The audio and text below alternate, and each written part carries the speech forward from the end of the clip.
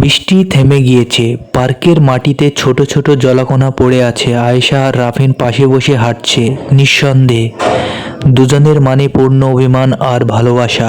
রাফিন হঠাৎ বলল, 1 বছর ধরে আমি তোমাকে ফোন করিনি, মেসেজ করিনি।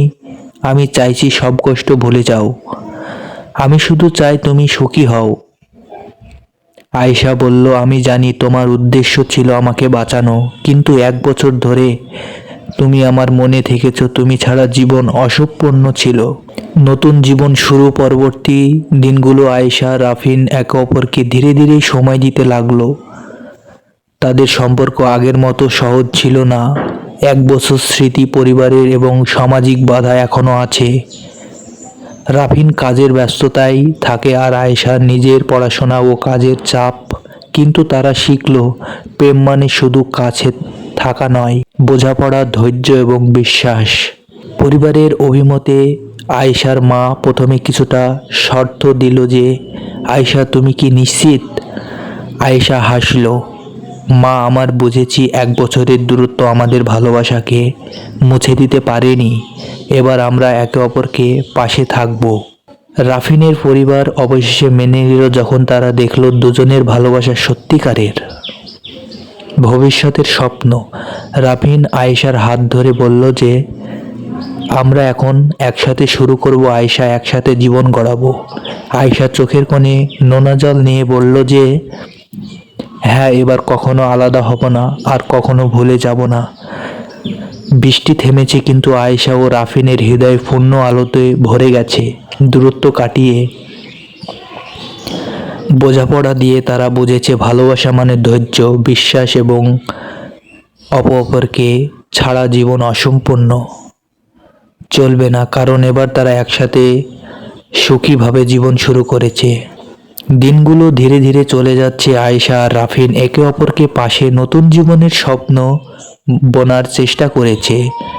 সকালে রাফিন চা বানিয়েছে আর আয়েশা জানালার ধরে বসে দিনলিপি লিখছে। তুমি জানো রাফিন, আয়েশা হেসে বলল, 1 বছর আগে তোমাকে হারানোর কষ্ট কখনো ভোলা না, কিন্তু আজকে তোমার পাশে থাকা সব কষ্ট মুছে দিয়েছি। রাফিন হেসে বলল, আমি আয়েশা, এই নতুন শুরু আমাদের জন্য পুরনো স্মৃতিগুলিকে শক্তি দিচ্ছি, কষ্ট নয়। ছোট ছোট চ্যালেঞ্জ নতুন জীবনে মনে সবসময় সহজ নয়। কখনো কখনো কাজের চাপ, পড়াশোনা এবং দৈনন্দিন জীবন তাদের মাঝে ছোট ছোট দ্বন্দ্ব সৃষ্টি করে। একদিন আয়েশা ব্যস্ত আর রাফিন ক্লান্ত। দুজনে একটু রেগে গিয়েছে, তবে তারা শিখিয়েছে ভালোবাসা মানে কখনো ছোট ভুল লোকে বড় করে না দেখা। রাফিন হেসে বলল, চলো আজ থেকে আমরা প্রতিদিন এক অপরকে মিনিট শুধু একে অপরকে অন্য রাখবো। ফোন, কাজ এবং দূরে রেখে আয়েশা মাথা নেড়ে সম্মতি দিল যে এই ছোট নিয়ম তাদের সম্পর্কে আরও মজবুত করবে। ভালোবাসা মুহূর্তেই এক বিকেল তারা পার্কে বসে রোদ হালকা হওয়া উপভোগ করছে। আয়েশা হঠাৎ বলল যে, রাফিন তুমি কি জানো, তুমি ছাড়া আমার জীবনে অসম্পূর্ণ ছিল আর এখন সব পূর্ণ। তখন রাফিন বলল, ধীরে ধীরে আয়েশার হাত ধরল, আয়েশা আমার সব বাধা পার করে এসেছি। একসাথে থাকলে জীবন যত কঠিনই হোক আমরা পারবো। তাদের চোখে আলো, মুখে হাসি, 1 বছরের দূরত্ব স্মৃতি এবং শুধু তাদের সম্পর্ক আরও গভীর করেছে। সপ্তাহগুলো ইতিমধ্যে অনেক পরিবর্তন এনেছে। আয়েশা আর রাফিন এখন একে অপরকে জীবনের অভিমন্য এবং নতুন জীবনে মনে নতুন চ্যালেঞ্জ। একদিন আয়েশার অফিস থেকে বাড়ি ফিরতে দেরি হলো। রাফিন তখন বাসায় নিজেকে প্রস্তুতি করেছিল নতুন প্রকল্পনের জন্য। তাদের মধ্যে 1 মিনিটের নীরবতা, তবু সেই নীরবতা গভীর বোঝাপড়ার প্রতীক। তুমি কি ঠিক আছো আয়েশা? হেসে জিজ্ঞেস করলো। হ্যাঁ, শুধু ভেবেছিলাম আমাদের নতুন জীবনের ছোট ছোট ভুলগুলো আরেকবার যেন বড় না হয়। নতুন বাধা। রাফিনের কাজে একটা বড় সুযোগ এনেছে, অন্য শহরের, অন্য দেশে। তাকে সিদ্ধান্ত নিতে হবে চাকরি নেবে নাকি আয়েশার কাছে থাকবে। আয়েশা জানে এটা শুধু রাফিনের জন্য নয়, তাদের দুজনের ভবিষ্যতের জন্য। তখন রাফিন বলল, আয়শা, আমি চাই তুমি আমার পাশে থাকো, তবে আমার কাজের স্বপ্ন গুরুত্বপূর্ণ, তুমি কি বোঝো? তখন আয়েশা বলল যে, আমি বুঝি রাফিন, ভালোবাসা মানে একে অপরকে ছাড়া নয়, তবে এক অপরকে সম্পূর্ণকে সমর্থন করা। তখন ভালোবাসার পরীক্ষার দূরত্ব, নতুন চ্যালেঞ্জের চাপ, সব মিলিয়ে তাদের সম্পর্কে পরীক্ষা করেছে। কিন্তু আয়েশা আর রাফিন বুঝলো, যদি তার বিশ্বাস রাখে, ধৈর্য রাখে, তবে কখনো বাধায় তাদের আলাদা করতে পারবে না। রাফিন ধীরে ধীরে আয়েশার হাত ধরে বলল, আমরা একসাথে সব পারবো, তুমি আমার পাশে থাকলে দূরত্ব কখনো সমস্যা নেই।